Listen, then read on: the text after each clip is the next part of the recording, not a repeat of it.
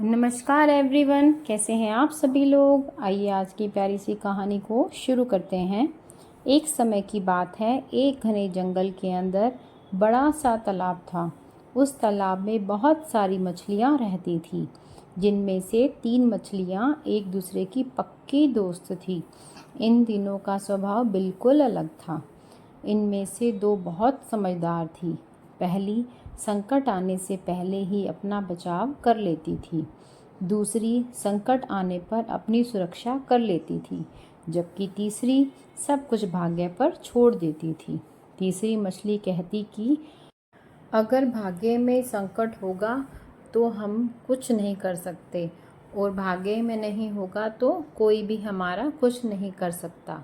एक दिन रास्ते से गुजर रहे एक मछुआरे ने उस तालाब को देख लिया। उसने देखा कि तालाब मछलियों से भरा पड़ा है।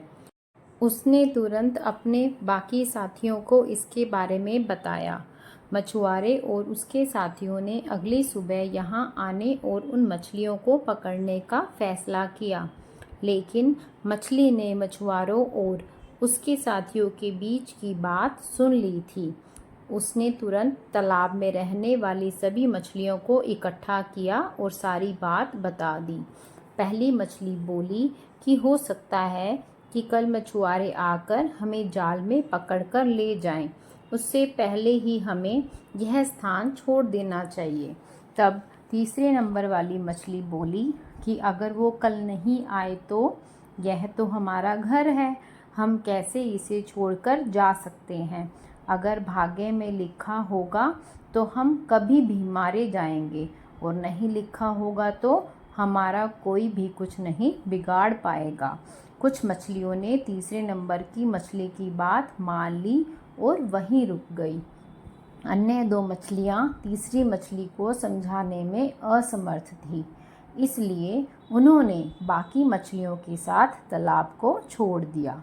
अगले दिन मछुआरा और उसके साथी अपना जाल लेकर आ गए और उन्होंने अपना वो जाल तालाब में डाला।